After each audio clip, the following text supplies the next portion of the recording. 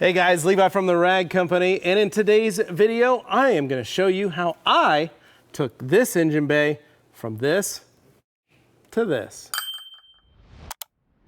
So some of the products that we're using today is going to be a pump sprayer, some brushes, a pressure washer, a dressing for the finishing, a alkaline cleaner or an all-purpose style degreaser cleaner, and then we're also going to be using a light iron remover. So looking on the engine bay, there are a couple different areas that I want to be careful about even on this type of vehicle. So the first thing you want to do is make sure that everything is connected. The second thing you want to check for, you want to make sure that the hoses look to be in a uniform, decent condition. Next, the top of the spark plugs where the plug wires and or coil packs sit on the top of every single head. You do not want to get that pressure washer as close as possible to those areas. You want to stay away. You want to be able to just rinse the dirt and grime away. That is it. Finally, the last spot I would want to watch out for always is fuse box covers.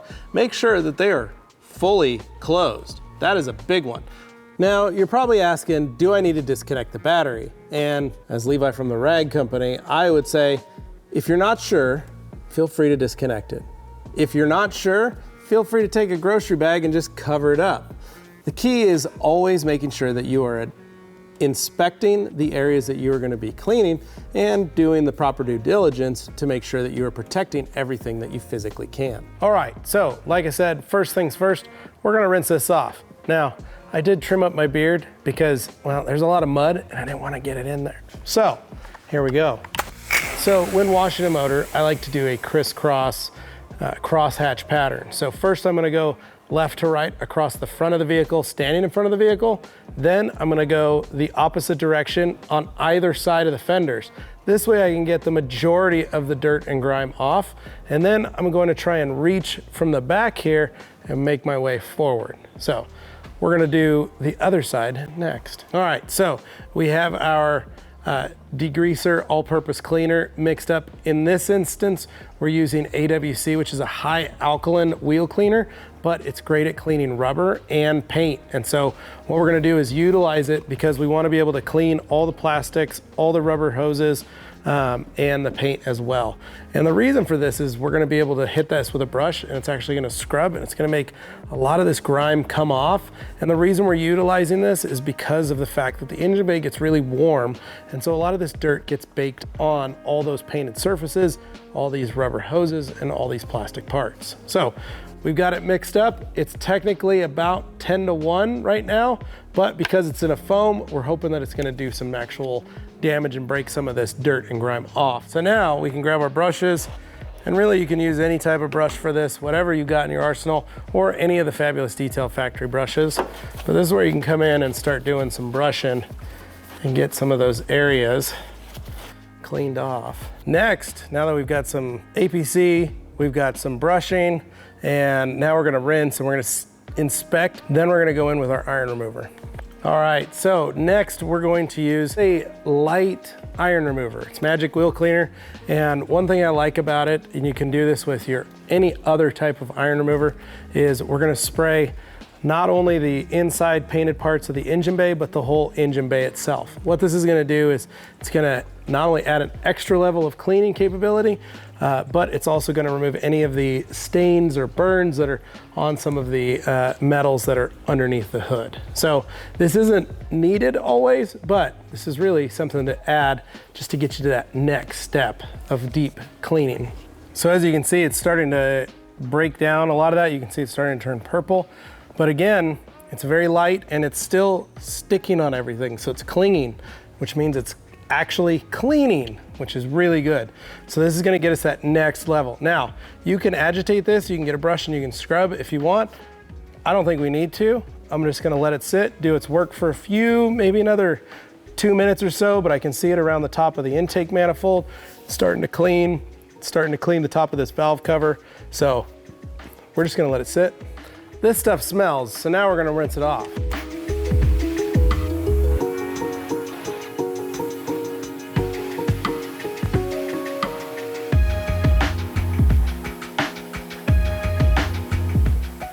So when you're rinsing or starting pressure washing, you don't need to get right up on everything. You can always be a couple inches back or a few inches forward. It just depends on what you're comfortable with, but make sure whatever you do, you have a nice wide fan nozzle so that you're not putting all the pressure, because if you go with a 0 or something much smaller like a 5-degree nozzle or a 10-degree nozzle, you run the risk of having that pressure washer actually turn into a blade, almost like a knife, and it can slice and cut into the rubber. So you always want to be careful, always have a wide fan, and that way it cleans the best and is the safest. Now there's 2 ways we can go about this. We can just leave it like it is, turn the truck on, let it warm up and let it dry itself out, or you can park this, out in the sun, pop the hood, and let the sun dry it. Now, you don't have to put a dressing on it, but we are gonna put a dressing on this. So we need it to stay wet because the dressing we're actually utilizing needs water to create a chemical bond with the product and create an elastomeric waterproof protector that goes over all of the surfaces on the engine. So we're gonna do a little bit of just letting this sit, let some of the water run off, and then we're gonna spray on our Motorplast. All right, so if you are gonna use a dressing, you can use a water-based dressing. The reason I like a water-based dressing is because this engine gets hot and there's a lot of electrical components. So what you don't wanna do is use a silicone-based dressing or a more flammable type dressing on your engine bay. So always go for a water-based dressing. Now, this dressing is also a water-based dressing, and it actually needs water to activate. What it does is it is a chemical that once hit with water becomes elastomeric. And what it does is it then waterproofs and protects and creates a elastomeric barrier all over your components, thereby protecting and helping continue to protect all those vital components. So Motorplast is very simple to use. We're just gonna make sure that the trigger is on, and we're gonna spray it on the same way that we wash the engine. So I'm gonna run it left to right, and then I'm gonna go on each fender, and I'm gonna go up and down right across. So now a bottle should last you about 2 engines worth. Now this is a big engine, so if you're running it on a smaller, maybe 4-cylinder engine, you're gonna be able to get a lot farther with the product. But in this instance, we're probably gonna get half a bottle on this motor. Once we've gone around, we're checking, we're looking, we're making sure we hit everything. There's nothing that we didn't miss or we didn't get to. All we gotta do next is literally just close the hood.